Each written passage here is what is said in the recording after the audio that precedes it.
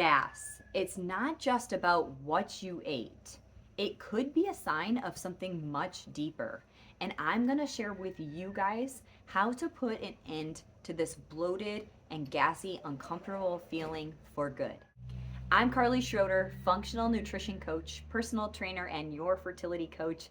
And I am excited to talk to you guys about digestive distress and how to get rid of this feeling that continues to come back time and time again. Have you ever experienced uncomfortable fullness, bloating, and just like uncomfortable feeling after you eat things?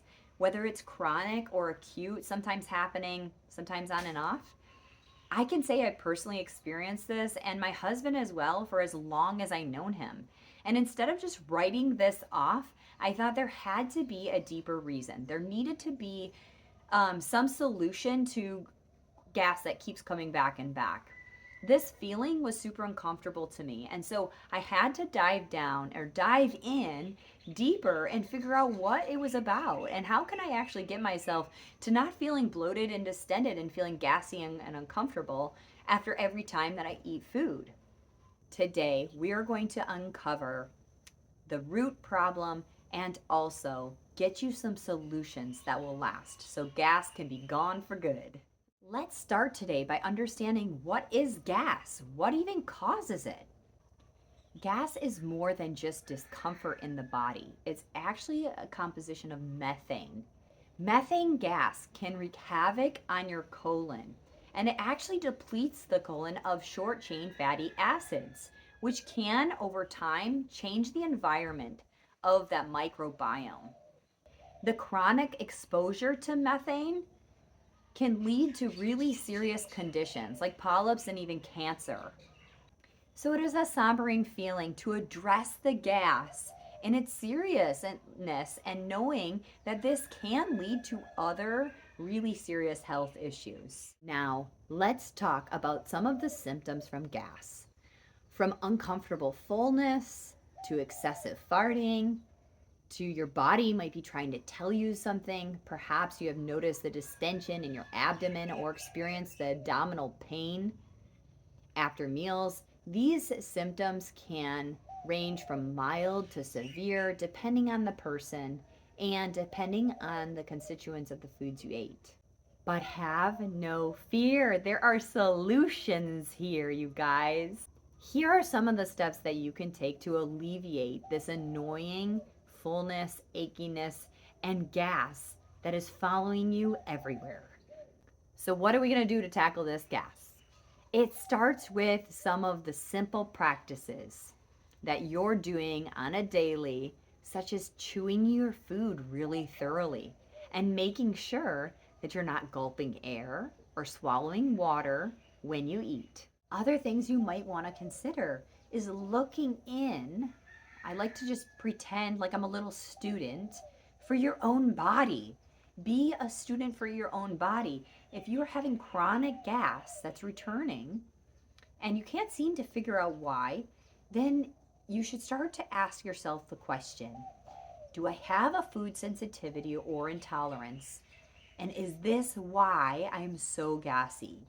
So removing substances like dairy or gluten from your diet, taking out processed sugar, processed oils. And then what you can do as a student is take the stuff out and slowly add it in and see what food that you're consuming is actually causing that buildup of methane in the body. So here are some lifestyle changes, but sometimes the lifestyle changes alone are not enough. And that's where supplementation is going to come in here, guys. Probiotics, digestive enzymes, or an enteric coated peppermint oil can all help soothe the digestive tract. Activated charcoal and fennel are also really effective at helping heal the digestive tract, and aloe vera. You're literally opening up the aloe, sucking out the juice, all gives you beneficial healing properties for your digestive tract to start to ease that gas and the discomfort that you're experiencing. I have to say, after working with hundreds of different clients over time, there really is no one size fits all approach. And this is why it takes that self discipline and the leaning in and learning to figure out what you need for your unique body.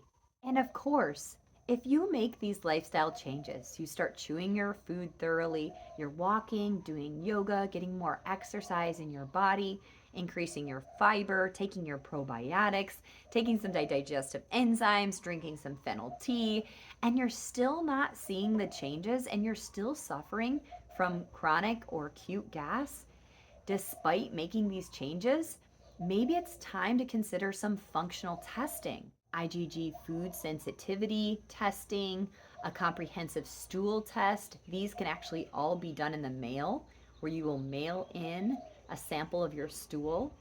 Candida tests or parasites and organic acid tests could all provide you with some really good information to get down to the underlying cause of this digestive distress. I have personally found by taking the time and becoming my own student, the result was underlying parasites. The result was a sensitivity to dairy and gluten. And now, armed with this information, I know that I don't have to feel uncomfortable, gassy, bloated, and embarrassed throughout the day.